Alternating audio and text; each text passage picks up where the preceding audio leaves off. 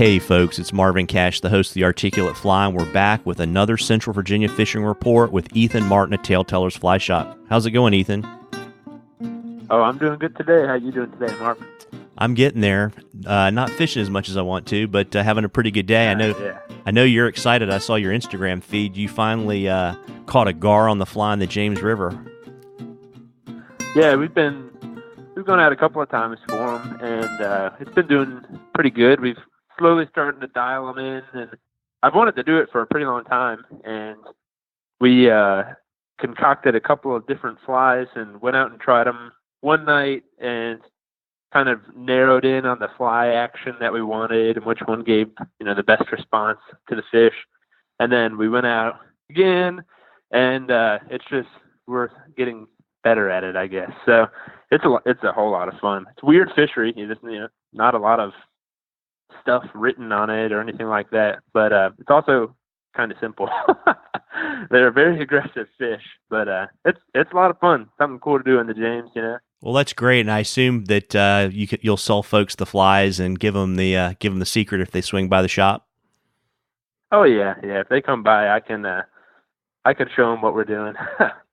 Well, that's great, and we got a listener question this week from Eric, and Eric is a frequent contributor on the Articulate Fly, and he had a question I thought was really well suited for you, Ethan. He had heard that the smallie fishing on the James River was a little bit off this year, and I know if you ask 3 fishermen, you'll get 5 or 6 different answers, but since you're right in the heart of the James River there in Lynchburg, I thought I would get your opinion on kind of what the state of the smallmouth fishing is this year on the James River. Yeah, and so our shop, for people that don't know, is about 200 or 400 yards maybe from the James here in Lynchburg. So I'm on it a fair amount, and this year has been a weird one for the smallmouth. But what's been interesting is even since the last time that you and I talked, the fishing has picked up a fair amount. Last time I had mentioned that a guy that I know who works with the biologist and does shocking, that sort of stuff, to check numbers. They did a couple of shockings on the James just to see are the numbers consistent with previous years, so say the past 2-3 years. And in the shockings, that concluded that they were consistent. Now, is it the numbers that they used to have 10, 15, 20 years ago? I would think not. But it has been consistent with last year and then the year before that. There are a lot of different factors that could change why the fishing hasn't been as good for the whole beginning part of this summer, really, this whole year. Because we had a couple of floods the past 2 years, like last year's water year was insane. So, is the spawn as good or was it as healthy the previous couple of years? Are other fish eating the fry, or are they eating, talking about catfish or flathead, is that occurring? Or are the temperature was weird this year at the beginning? So, there's a lot of different factors as to why people weren't catching as many, including myself, because that was frustrating for me. But it has been picking up. So that's kind of the encouraging portion, is like a couple of guys went out the past week. One dude picked up, again, this is fishermen, and so you never know, but he said he picked up about 50 smallmouth, like small dinks, but that's at least a good sign. And then the other guy that I know that I trust him, he caught 20. So the fishery seems to be doing a little bit better. Now, why would that be happening? For one, the water's been pretty low. That's been, like, if I had one thing to tell people going out like this weekend, if we don't get rain, that the river is very low.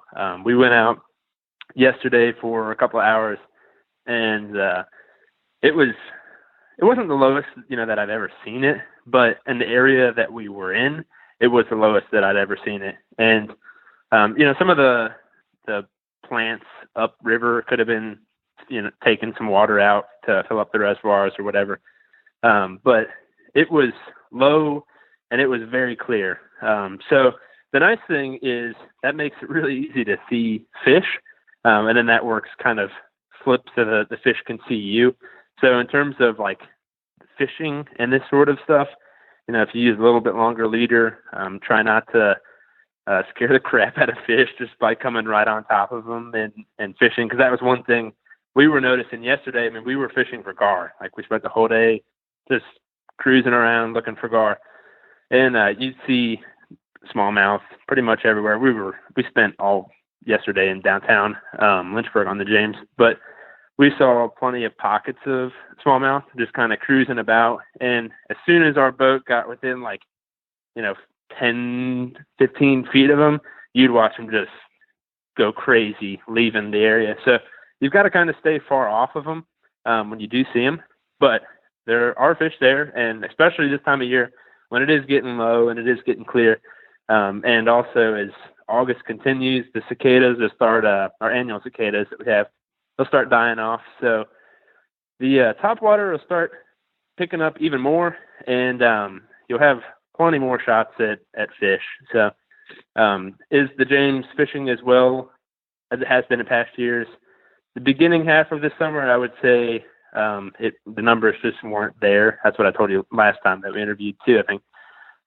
But it has been picking up, and with that, you're never going to know what it's like unless you just get out and fish. So that's kind of the bottom line that I tell people. You don't know when you wake up if it's going to be a one fish day or if it's going to be a 50 fish day. You just never know if you're going to come right up to the right time or the right, is it a moon phase or whatever the heck it is. So the only way that you can catch fish is if you go out and fish.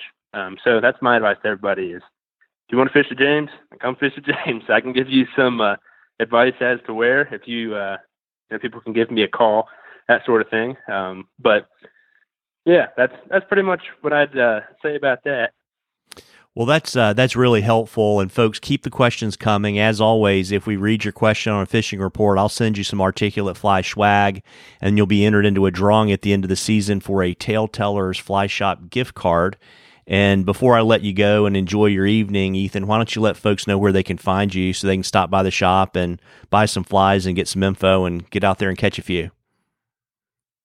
Yeah, you can come to the shop, which is at 920 Commerce Street, Lynchburg, Virginia, 24504, or you can give us a call anytime. Anytime that I'm in here, I pick up the phone. So the number for that is 434-818-2007.